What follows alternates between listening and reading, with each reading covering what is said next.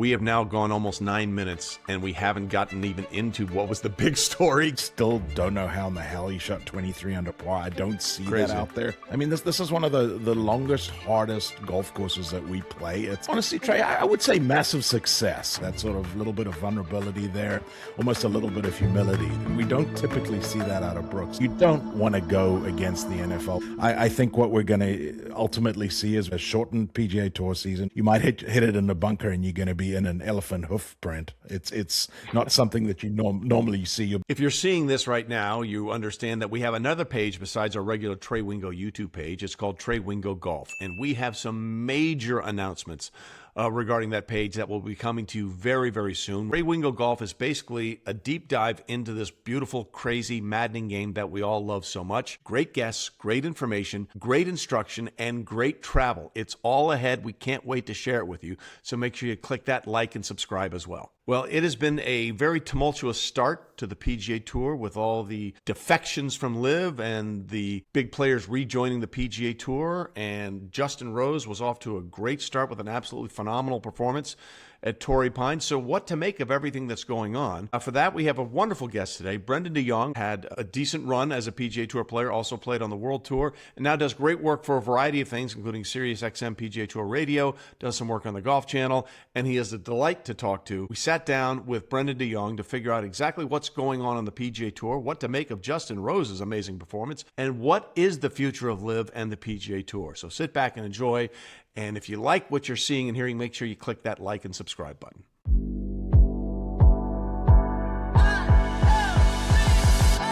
First of all, Brendon, I appreciate you being with us here because I know it is not warm where you are in Charlotte, North Carolina right now. So as a show of support, I'm wearing a Pinehurst hat and a Cradle t-shirt. Know that I'm thinking of you in these troubled times. A good show of support would have been a hoodie, like some sort of fleece hoodie. It is miserable, Trey. It is horrible outside. I mean, this is not something that, I mean, it gets cold in Charlotte, but this has been a ridiculous winter for you guys. It's amazing, and people don't know how to deal with it either. Like, you go into the grocery stores, you can't find milk, you can't find bread. It's Armageddon as soon as we get a little bit of weather down here. But yeah, I mean, we haven't seen above freezing temperatures for about the last 3 or 4 days, and it's not warming up real quick either. Well, hang in there, and we'll just keep talking good thoughts about golf, and maybe that will warm things up. So there was a lot that went on this weekend at the Farmers Insurance. Obviously, the big story going into it was Brooks Koepka's return to the PGA Tour. We'll get to that in a minute. But man, what a stripe show we saw from Justin Rose. What impressed you the most about the way he was just able to run away with this event? You know, Trey, it doesn't happen very often, but every now and then one of the elite players in the game, and Justin Rose is obviously one of those, everything matches up and you do everything well. And he did that this week. I mean, he drove it great, putted it great, and then the way he managed his way around that golf course as well. And you know, I've played a lot of golf around Torrey Pines. I still don't know how in the hell he shot 23 under par. I don't see Crazy. that out there.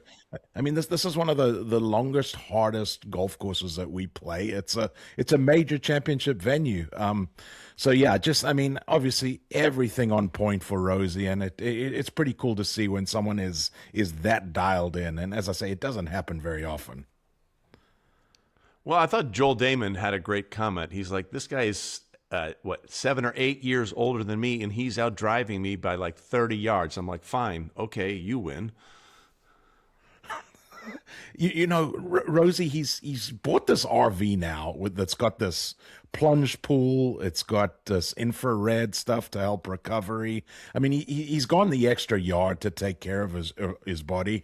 Excuse the pun there, but yeah. To really take care of his body and be relevant with these young guys. And I mean, I think I read something where he's picked up 4 miles an hour of clubhead speed, and this is a guy that's 45 now. So it's awfully impressive what he was able to do, you know, this last week, and what he's been able to do really for the last year plus.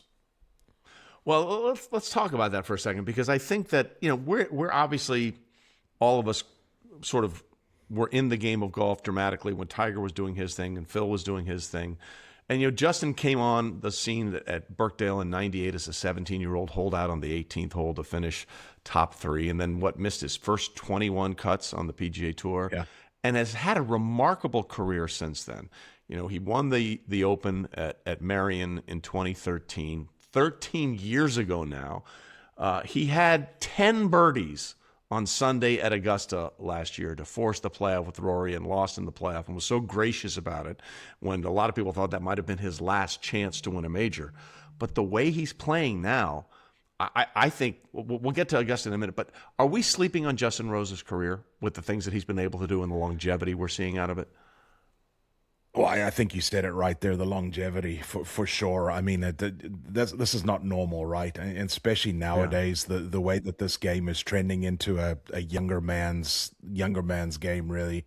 Rosie at 45, you don't expect these guys to be doing that. So, yeah, I mean, and I had this discussion with Johnson Wagner earlier about Rosie's career. Is he a Hall of Famer yet?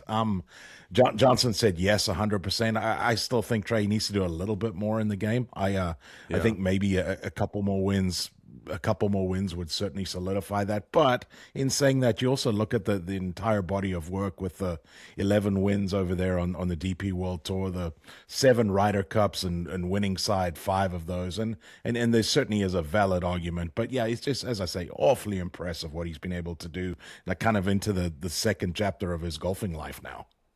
Yeah, and he was in the heat of it at this past Ryder Cup. I mean, the whole incident with Bryson, and it looked for a while like they were literally this close away from having a physical altercation, and he sort of was able to settle that down.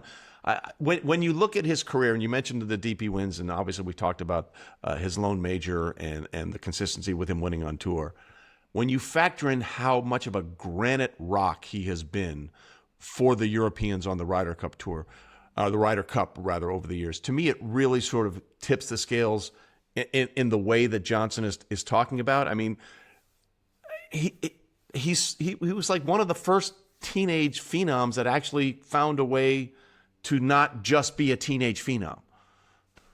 Yeah, no, I think that's a fair way to put it. That yes, and you mentioned it, that sort of the resilience that he had to show starting out. To miss your first 21 cuts, it's very easy to say, hang on a second, did I make a massive mistake here by the fact that I turned pro at 18 years old?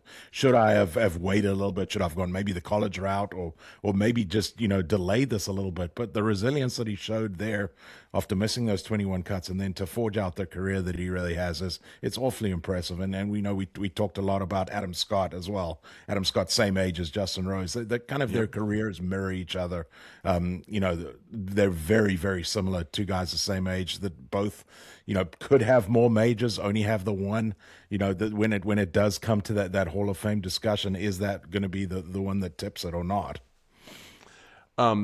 And now let's talk about Augusta, right? Because as we said, it's not that he had 10 birdies on Sunday and he was 12 shots off the pace. He was in it.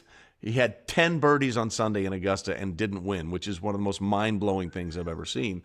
But with the form that he's still showing and what he did, now granted we're still 2 months away, but boy, with the way he's playing now, what odds do you think you fancy him when we do get to Magnolia Lane?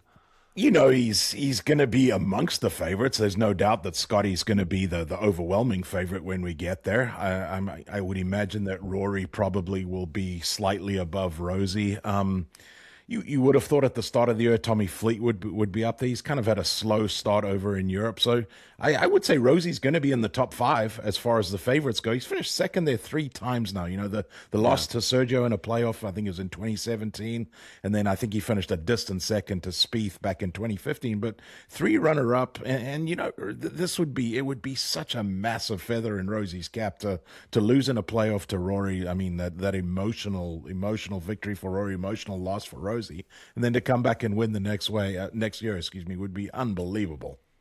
Yeah, and just the way he handled that last year. I mean, obviously, like we said, a lot of people thought that might have been his last chance to win a major. Clearly, I don't think that's going to be the case with the way he's playing now. But to understand that he came up short and to still be so gracious and happy for Rory in finally completing that career Grand Slam, I thought that was a real tell on who he is, not only as a golfer, but also as a person. Yeah, it's a pretty good show into who Justin Rose is. And I think, to your point there about his last chance, I think if you asked Rosie and you asked Fucci, his caddy, they would tell you that there definitely was not their last chance to win a major. It wasn't that long ago. He finished runner-up at the British Open the year before that as well. Yep. So it's he shows up in these big events, and he's learned how to manage his body and be ready for these biggest events. And he's spoken to that as well, how he wants to be able to shine in these brightest events. So the amazing thing to me, as we're taping this the Monday after the Farmers Insurance at Torrey Pines, we have now gone almost 9 minutes, and we haven't gotten even into what was the big story going into this tournament, which was Brooks Koepka's return. Brooks made the cut, finished 3-4 under par, 2 under par. Yeah. What did you make of Brooks's return, just from a performance standpoint first, and the way he played? Honestly, Trey, I would say massive success. And I said this to someone the other day as well, that if this had just been a regular year and all of this hadn't happened with LIV, Brooks probably wouldn't have played the Farmers Insurance. It's not a golf course that he typically likes. It's not a golf course that he plays well. But he felt like he needed to be there to handle all the extra scrutiny, all the extra media attention, to where he can go to Phoenix next week. Or excuse me, it's now this week. Go to Phoenix this week, where a place where he has played well, and now he doesn't have to deal with all the extracurriculars and all the extra stuff that's necessary. But short answer, I would say Brooks is very pleased with the way last week went. And that's just the on the course part of it. Then there's the whole sort of reassimilation, right, into the PGA Tour. He admitted he was nervous about that. How do you think that part of it went? Because I remember Billy Horschel at one point, made and I love Billy Ho, I want to be clear, but he was like, "Oh, you guys can't come back. I mean, fine." And then I saw that moment on it with him and Billy on the range together. It feels like, obviously, there was a lot of frustration when Brooks and some of these other guys left, but having him back, it felt like this is the way it's sort of supposed to be, right? I don't think that it could have gone any better. I think it went absolutely fantastic as far as if you're in the Brooks Koepka camp. The way that his peers welcomed him back, and then the way that the fans did as well. There was very little animosity towards Brooks. There was a lot of encouragement. And I think that honestly could not have gone any better from him from that standpoint. And I thought it was very interesting when he did that initial interview, when he spoke about being nervous and stuff. That's something that you don't typically see out of Brooks Koepka. That sort of little bit of vulnerability there, almost a little bit of humility. We don't typically see that out of Brooks. So maybe we're going to see a little bit of a softer side of Brooks Koepka moving forward. Brendon, I think we need to be clear what just happened while we were recording. I was giving you grief for being cold in Charlotte, and the power went out where I am in Maui. So that's karma. That's the world telling me to shut up. So let's continue with our line of reasoning there, which was how Brooks's perception was with the players now that he's back on tour. Honestly, Trey, I don't think it could have gone any better. Even out on the golf course, everything you heard was encouragement. Everybody was happy to see him back on the PGA Tour. That's not normal from a Brooks Koepka. Typically, he's very, very straight-laced. So that little bit of vulnerability, a little bit of humility is not typically what we see out of Brooks. And maybe that's what we're going to see a bit more of moving forward, a little bit of a softer side of Brooks. He said something really interesting after his first round. He said, "That's the first round of competitive golf I've played in a while." Now, I didn't know if he was saying it was the first time in months, or, wow, the competition is a lot different out here than it was on LIV. What was your takeaway from the phrasing he used there? I think it was just a competitive round of golf, not saying that LIV wasn't competitive, because I don't think he's played. I think the LIV season ended maybe late August, maybe early September. Yeah. So it's been a while for these guys to have teed it up in a competitive event. So yeah, I don't think it was any kind of slight towards LIV, because I mean I got to say even with his exit of LIV, he was there was never any sort of bad intent, or anything bad said of LIV. It was all complimentary, and it was the same way when he left the PGA Tour, and I think that's had a big part of why he was welcomed back so quickly. And he's sort of the first of these test cases, for lack of a better term. He set up the returning member program with the stipulations, and now Patrick Reed has announced his intention to come back to the PGA Tour. Kevin Na and Hudson Swafford have applied for reinstatement. Pat Perez has applied for reinstatement. What do you think is happening in the balance of power right now between the PGA Tour and LIV? Common sense has got to tell you that it's leaning heavily towards the PGA Tour right now. Even on to piggyback on all of that, Bryson DeChambeau made comments about he may even be willing to play YouTube golf for just a year and forfeit playing any competitive golf if he couldn't get his contract straightened out with LIV. So you've got to say that everything is leaning heavily towards the PGA Tour. The writing on the wall was on the wall with the Patrick Reed case. Once he started talking about, I haven't been able to re-sign my contract, and we were just days away from the start of their season, and you could feel there that there was something happening. There was something happening behind the scenes. He was looking at whatever scenario it might be as far as his return, which is ultimately going to be through DP World Tour, which I think he'll finish top 10 out there and get his PGA Tour card back that way, and we'll see Reed on the PGA Tour later this year. But yeah, definitely with everybody that's coming back, you have to say that it's leaning heavily PGA Tour favor. Yeah, and I want to be clear. I think LIV accomplished some things that help the PGA Tour, and I also think that we look at it here in the States maybe very differently than, say, they do in the Australia and Asia portion of the world where golf is booming, and I think LIV is a part of that. But when I heard what Brooks talk about in his press conference, I want to compete against the best, and then you hear Patrick Reed say, I've learned a lot about myself over these last few years, and basically saying there's an itch that LIV doesn't scratch, right? Yeah. And it just feels to me like these guys, if they want to be considered great and they want to measure themselves against the greats, not only the greats that are currently playing, but the greats that have played this game in generations previously, there's only one place to do that, and that's the PGA Tour. Well, I think you're spot on, right? Anytime you're going to start comparing yourself in historical sense, you have to play in a place where there's been a lot of history.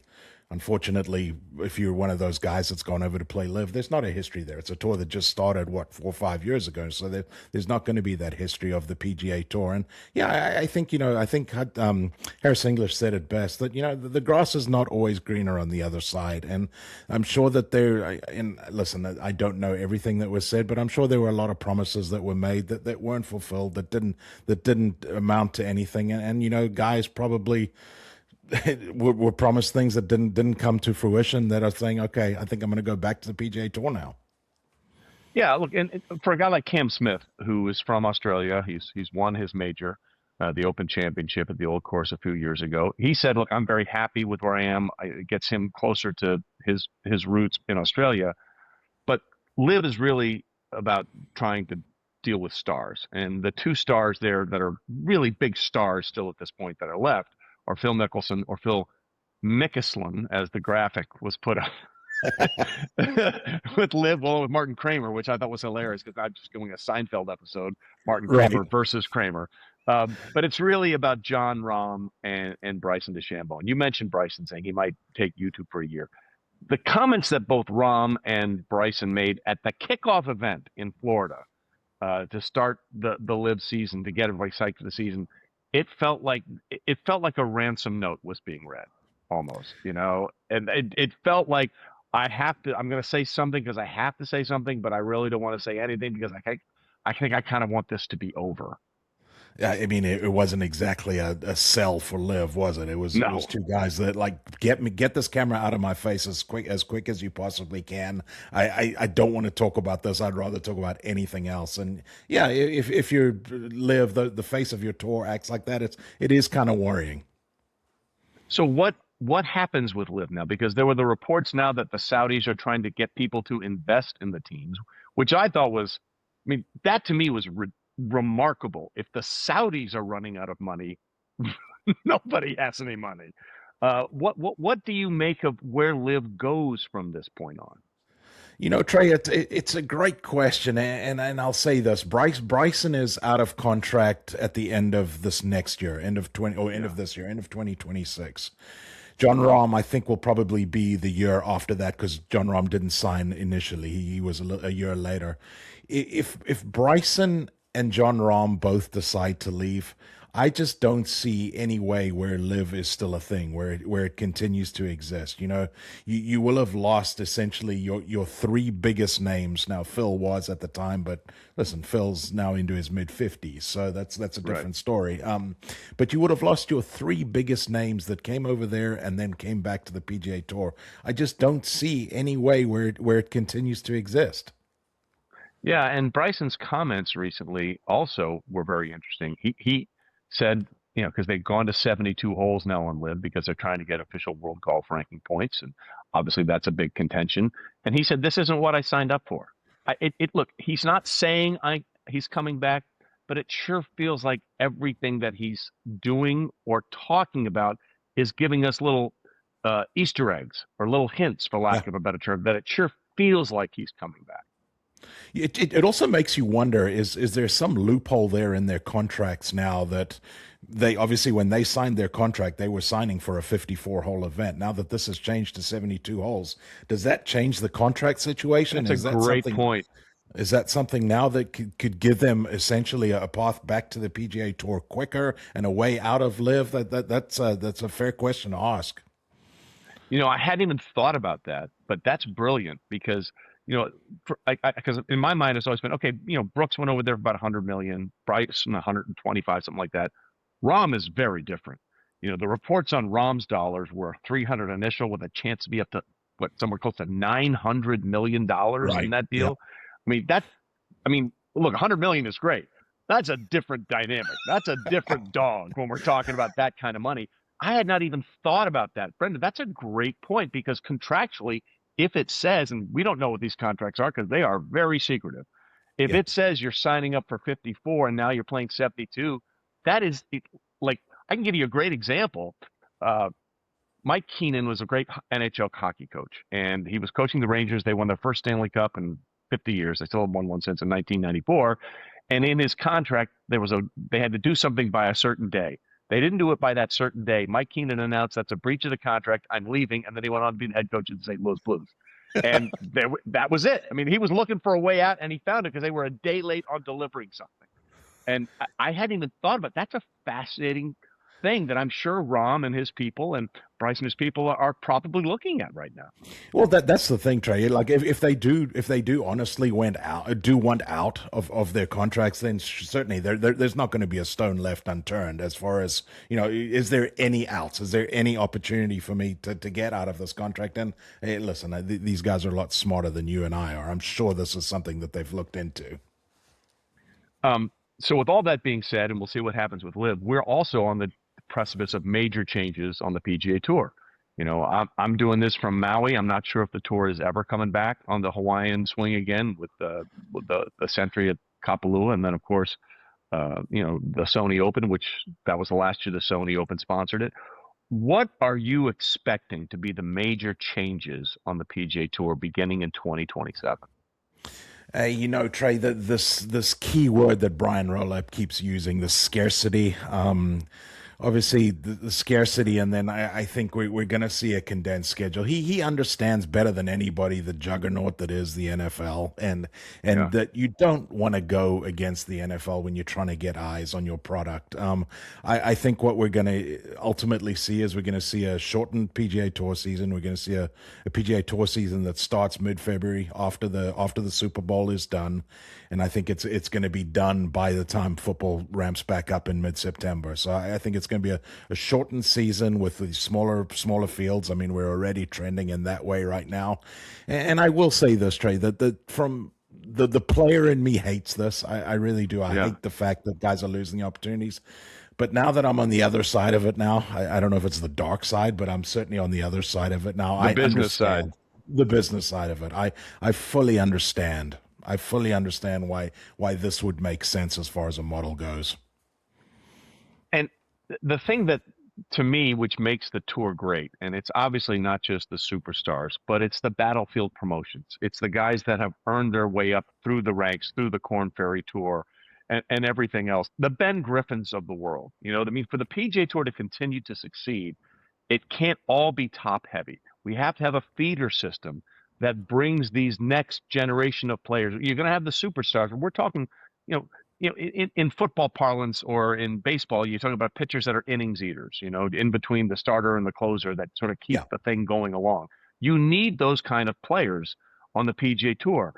My concern is if we shorten the season and we limit the field from 125 to about 100, we need to do something to ensure there are guardrails to keep that feeder system alive, because that's what's made the PGA Tour great for all these decades. Yeah, it's a wonderful point. Yeah, that's the last thing you want is to lose that, and to lose all the Cinderella stories that come along with it. I remember it was a couple years ago at Bay Hill, Kurt Kitayama outlasted a field of. I mean, it was Rory McIlroy, Scotty Scheffler, it was everybody, and he beat these guys down the stretch. And that's the last thing you want is to lose all of those stories, those real feel good stories. And yeah, you start condensing these fields, and you start losing that kind of stuff. So I talked about this a million times, and I'd love to get your take on it. And I actually DM'd this to Brian, because I've known Brian for years for my work with the NFL and the stuff that he's done there. As soon as I heard that he was going to be the new CEO, and then as soon as the Open was over at Royal Portrush, I DM'd him and said, we've got to do something about moving the PGA Championship back to August. And I know that it creates an issue for the playoffs, and I understand all that. But I hated the fact that Scotty Scheffler just did all those things, and was running away with it again. He won 2 majors this year. He won his first, between the time between his first major and his fourth major was literally to the day the exact same number of days that Tiger Woods had between his first major and his fourth major. And then we said, all right, we'll see you in April. Like, I hate that. Do you think there's any way, and I mentioned this to Brian, he said, we'll look at a lot of things at the schedule. Do you think there's any way that they'll think about pushing the PGA back to August? I don't, Trey, and I'm with you. I look at this both ways. I love the PGA in May, but I absolutely hate the fact that we're done in July as soon as the Open Championship is finished. Now, obviously, that's you can't solve both of those problems. I don't see it pushing back. You look at it right now, how you've got it with the players in March, and you've got Augusta in April, you've got the PGA in May, you've got the US Open in June, you've got the Open Championship in July, and then you've got the FedEx Cup playoffs in August. It just feels like they've got it where they want it right there. But yeah, I'm right with you. I hated that as soon as he tapped it in Ireland, you knew that you weren't going to see another shot hit in major championship golf until April, and that's a long time to wait. Yeah, and I've talked about this to other players. It does feel like with the schedule so condensed, like there's never really any time to, after you win a major or compete in a major, it's like, oh, I got 4 days, then I got to play an event to warm up for the next major, and then the next major's here. It just feels like the whole thing is on hyperspeed. Yeah, I think that's very, very true, and I don't think there was ever more evident case of that than this year with Rory. He's climbed this mountain that he's been trying to climb forever in April. And you could see there, he could not get up for the rest of the majors for a while. And he spoke about it, that it was so difficult now for him to really get excited to play in these events. And I mean, you would have thought, the PGA Championship going to Quail Hollow, which has essentially become his little personal playground there. Correct. And Rory was no factor, couldn't get excited for it. And yeah, you would like to see these guys have a little bit of time to breathe and move that major season out a little bit. But I just don't see it happening. And now, especially if we start talking about this condensed season, there's just no way. This is an impossible question, but I'm going to ask it anyway. We're seeing major change. Yeah, I know. Just I love that. We're seeing major changes ahead. 5 years from now, what do you think the PGA Tour is going to look like? I think we're going to see a 20 event schedule, all with 100-man fields. I think you're going to see essentially the PGA Tour B, call it that if you want, sort of the lower ranks, and the Corn Ferry Tour merge, and you're going to see those two tours become one and start playing for, say, maybe $3 or $4 million purses. And then I'm hoping we see a relegation promotion system, sort of like English Premier League soccer, where Absolutely. call it your top 10 guys go down and your top 10 guys come up. Yeah, I'd love that idea. I've tried to relegate some NFL teams for a long time. No one's buying into it because they're making too much money. So, well, listen, tell us a little bit about your journey now. How did you make the transition from being a PGA Tour player and a competitive player into what you're doing now? Honestly, I didn't know what I wanted to do. I know I didn't want to play anymore because I sucked. My golf game was terrible. My attitude was terrible. I wasn't having any fun, and I didn't know what I wanted to do. And then my agent finally came up to me and said, "Hang on, why don't you go down to Jacksonville for the week, or St. Augustine at the time? Go sit in the studio, go watch everything that goes into putting on a broadcast." It was the PGA Live broadcasts, and then just maybe this is something you want to do. And initially, I'll be honest, Trey, I said to him, "This is the last thing I want to do. I don't want to do anything in golf right now. I'm not really enjoying the game." But he convinced me. I went down there, I watched it, and I walked away Sunday evening. I was like, you know what, that's actually pretty cool. I enjoyed that.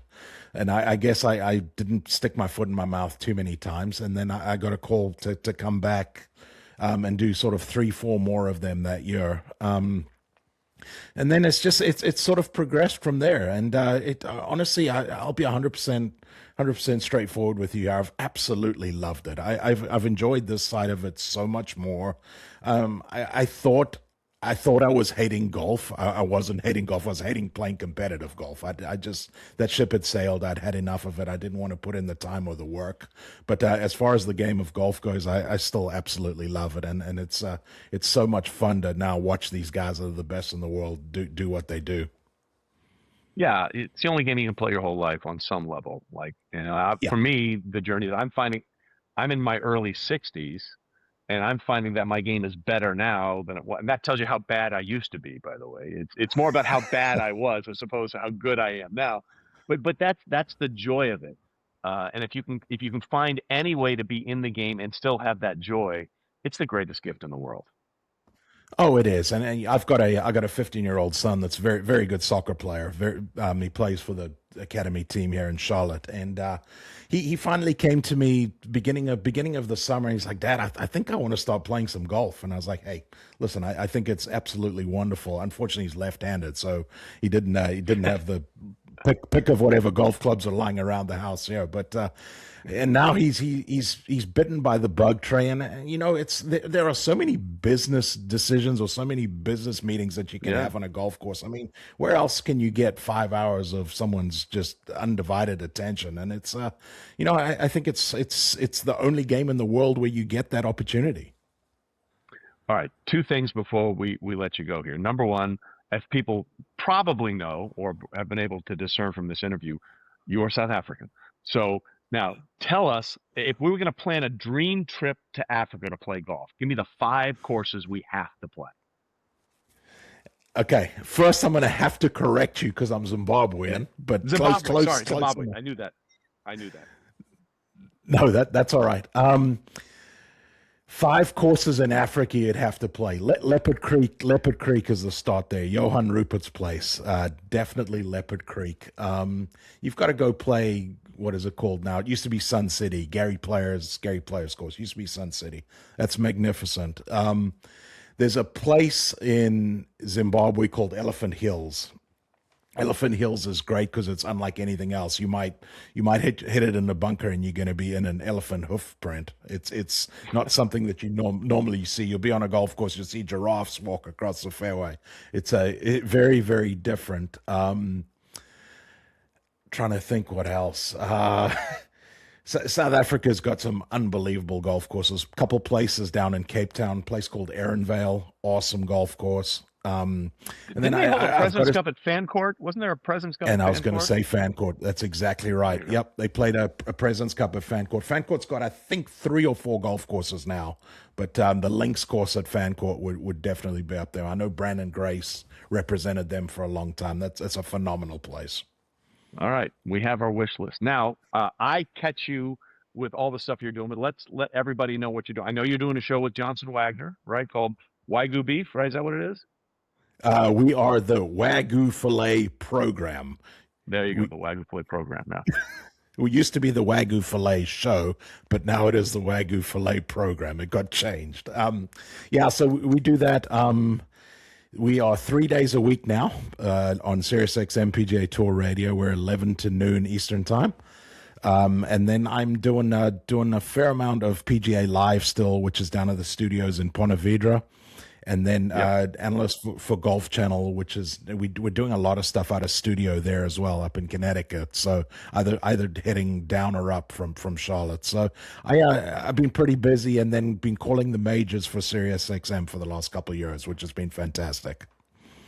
Well, that's awesome. Yeah, I the last few years I've done the U.S. Open, the Open Championship for Peacock, and it's been just so much fun to be back in doing those events, those big. There's nothing better than doing a big live event. It's the best thing you can possibly enjoy, and so much fun. Brendon, I really appreciate your time and putting up with our technical difficulties here today.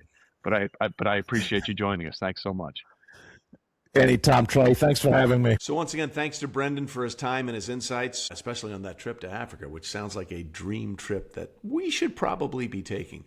If you like this interview, we sure hope you did. Make sure you click that like and subscribe button wherever you're listening to podcasts, or on our YouTube pages, Trey Wingo or Trey Wingo Golf, where we have great things ahead. We can't wait to share those announcements with you. So thanks once again, and we'll see you next time.